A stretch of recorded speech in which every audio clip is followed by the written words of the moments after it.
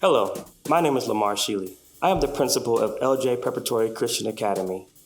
Join us on this journey as our students present to you American history. Know the past, shape the future. Enjoy.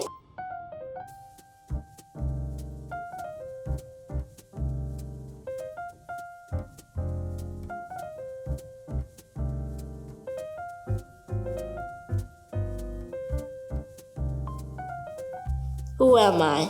I was born February 4, 1913 in Tuskegee, Alabama. I graduated high school in 1933.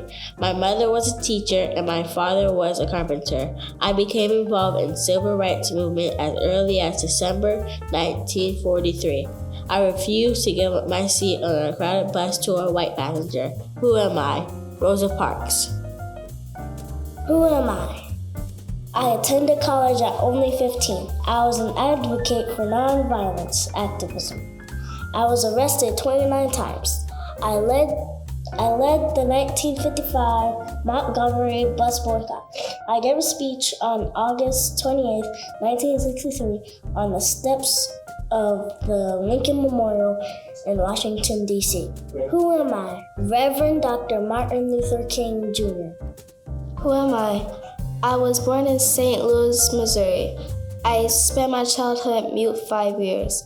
I wrote and directed several movies. I spoke 6 languages. Martin Luther King Jr. was assassinated on my birthday. So, who am I? Maya Angelou. My name is Emmanuel Shealey Douglas. I'm in the 10th grade. Charles Henry Turner was born on February the 3rd, 1867 in Cincinnati, Ohio. Before Turner was born, his dad moved from Alberta, Canada to Cincinnati, Ohio. 2 years before Turner was born, it was the end of the Civil War. Turner's parents were Thomas Turner, who was a church custodian, and Addie Campbell, who was a nurse. At a young age, he became interested in insects and how they behave. Later on, he graduated with a class valedictorian in 1886.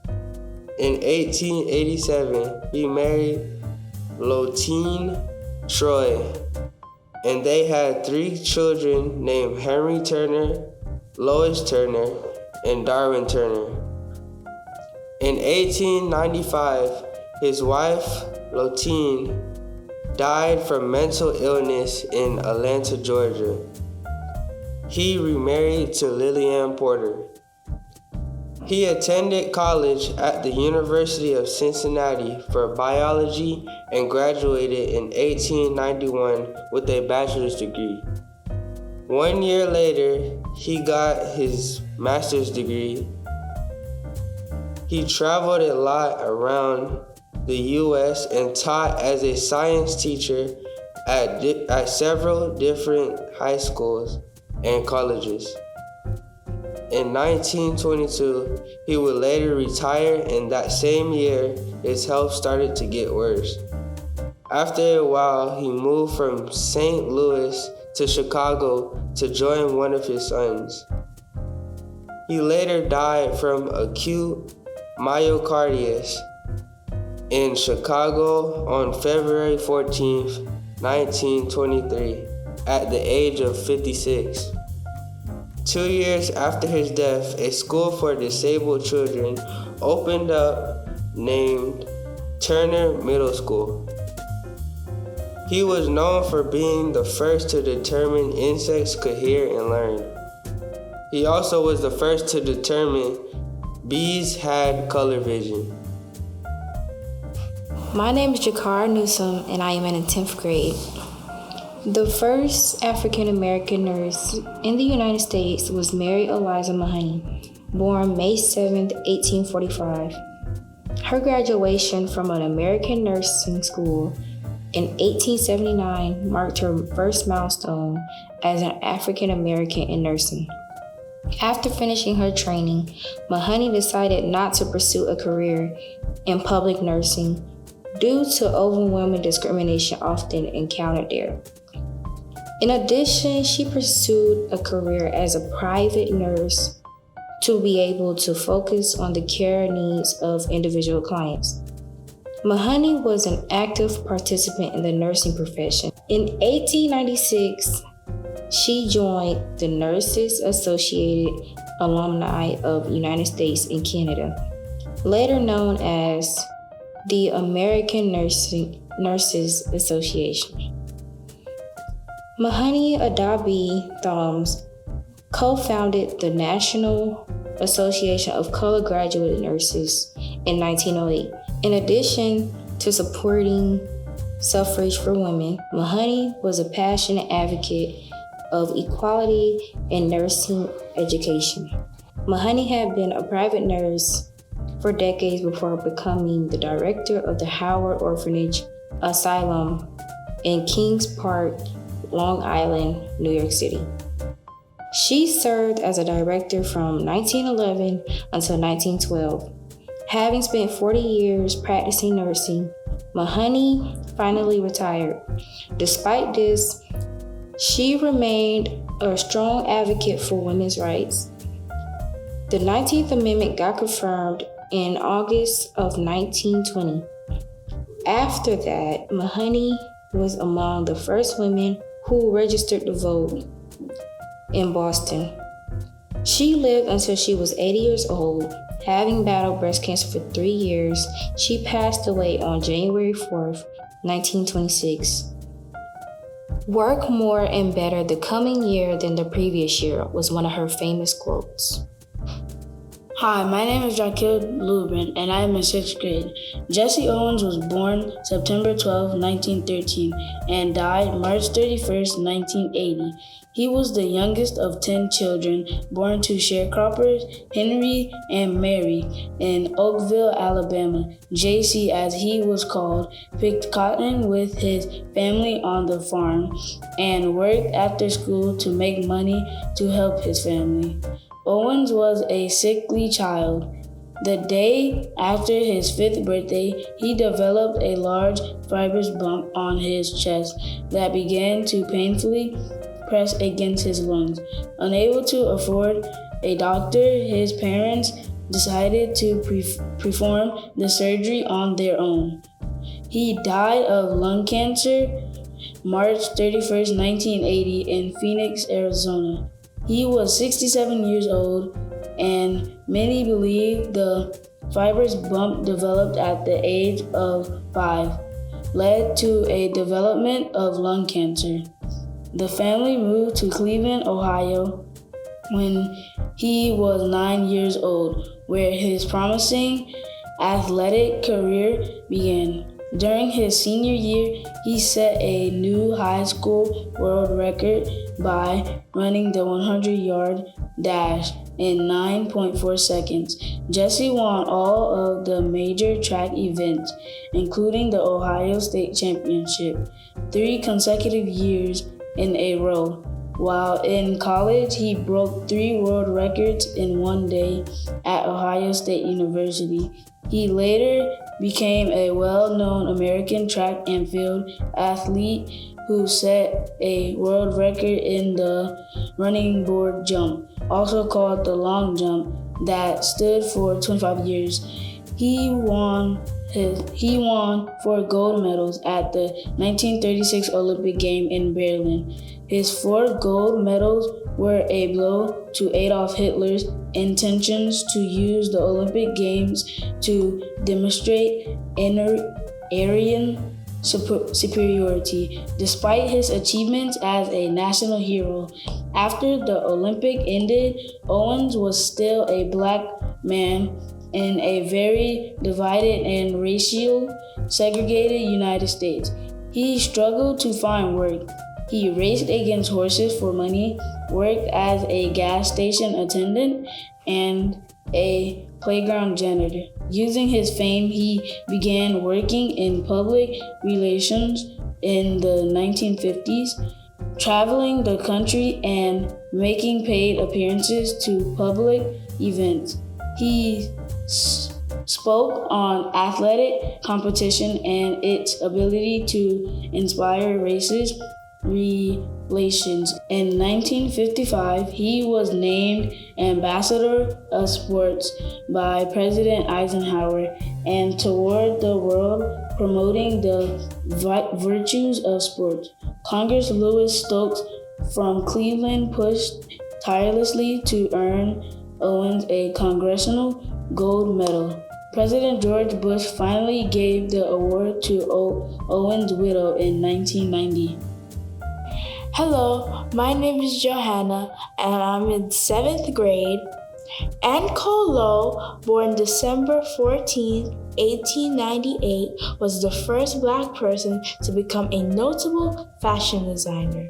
Growing up, Lo's love for fashion and sewing came from her mom, Janie, and grandmother, Georgia. They ran a dressmaking business that was often favored by the rich and high class, which, after her mother's death, Anne would go on to inherit. In 1917, Anne moved to the big city with her son to pursue a bigger career in fashion and later enrolled into St. Taylor Design School. While studying, Lo faced much discrimination due to being the only Black student present. Although this did not stop her, and she went on to be a top student and set an example to even her white peers. After attending fashion school for only half a year, Anne was eligible for graduation. After graduation, Anne and her son packed up and moved to Tampa, where she opened her first high-end dress salon. She soon later left Tampa and returned to New York, where she worked for the high-end stores and designed dresses. Yes. She soon later left Tampa and returned to New York, where she worked for high-end stores and designed dresses for the rich and fabulous. She began to gain recognition for her eye for fashion and received praise and criticism from the media and notable celebrities. Throughout her career, Anne was known for being picky with her clients, as she even went on to refer to herself as a snob. In 1953, Anne was hired for the biggest job in her lifetime. She was commissioned to make a dress for the future First Lady, Jacqueline Bouvier. Although the Kennedys' wedding was a huge publicized event, Anne received no actual credit for the making of the dress until the assassination of John F. Kennedy. Anne continued to work on dresses for the vast majority of her lifetime, even receiving awards, but often failed to make a livable profit, therefore claiming bankruptcy and losing her salon. After battling glaucoma for an extended period of time while living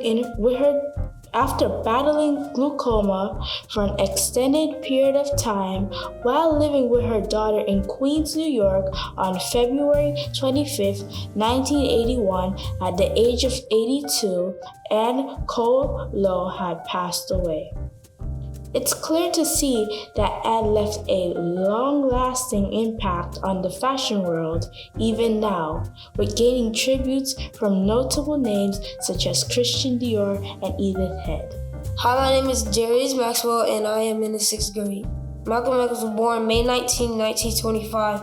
He died in 1965. Malcolm X was known for many names. Malcolm X's real name was Malcolm Little, like his father, Earl Little. His Muslim name was El Hajjaj. He was also known as Malik El Shabazz and most known as Malcolm X. His father died when he was 6 years old. On September 28, 1931, Malcolm X's father was killed by white supremacists. His father was an outspoken baptized minister and supported of Black nationalist leader Marcus Garvey. In 1929, their homes was burnt to the ground. It was in 1956 when he met his dream of his life, Betty Shabazz.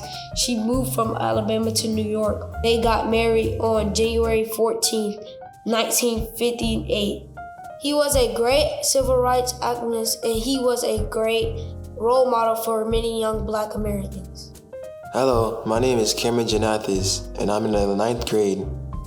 Gordon Parks was born on November the 30th, 1912, in Fort Scott, Kansas.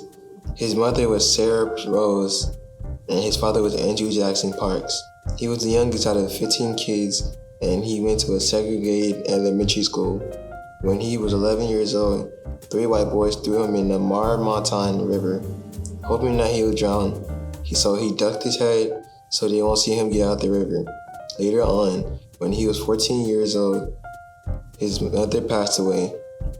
He was so sad that he spent his last night at his family's home sleeping beside his mother's coffin. Then he was sent to St. Paul, Minnesota to live with his sister and her husband. When he was 15, him and his brother-in-law got into an argument and he was kicked out. And he was trying to survive on the streets, having many jobs. The first job he had was a jazz piano player. Another job that he worked at was the Minnesota Club. And the club had a library, which he loved reading books there, but it came to an end after the Wall Street crash of 1929. At the age of 28, he saw photos in a magazine, which he liked, and so he bought his very own camera, and it cost $12.50 at the Seattle, Washington pawn shop. His wife, Sally Alvis, who he married in Minneapolis in 1933, and he had 3 kids, and their names were Gordon Parks Jr.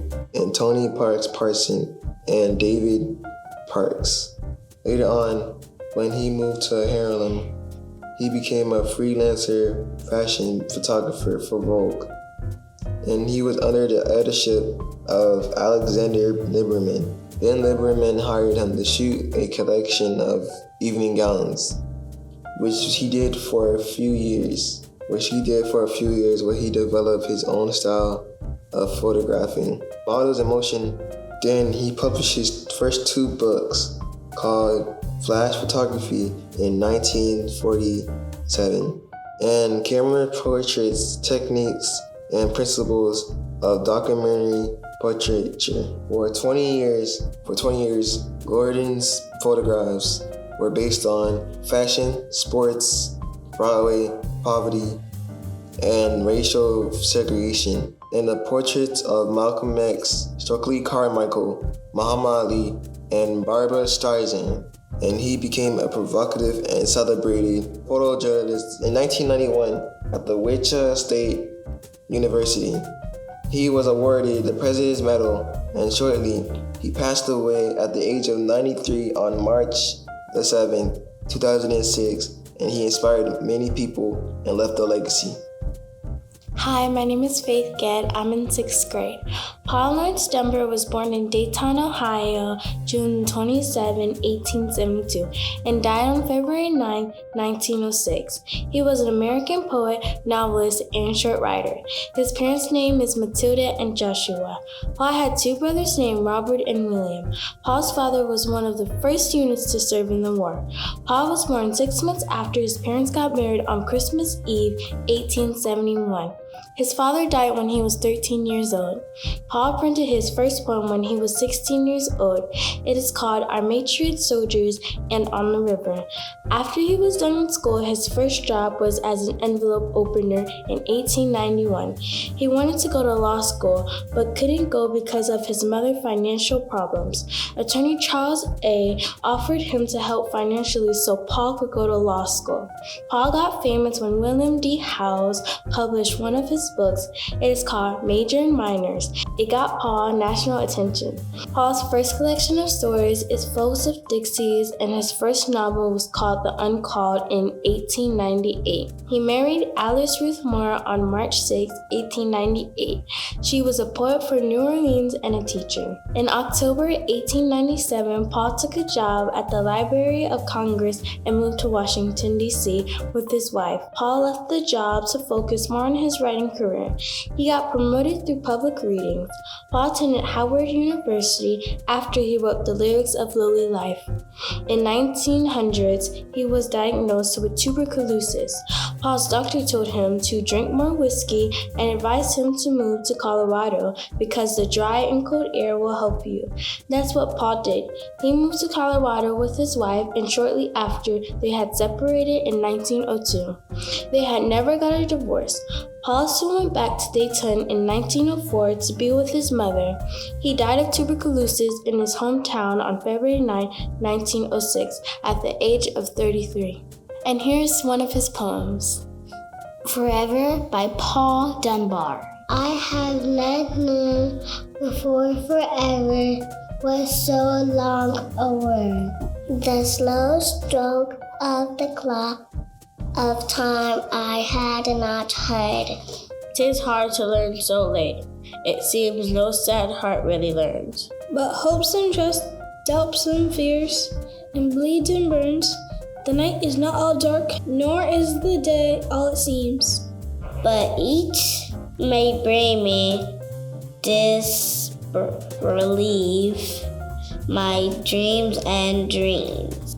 I had not known before that never was so sad a word, so wrapped me in forgetfulness. I have not heard.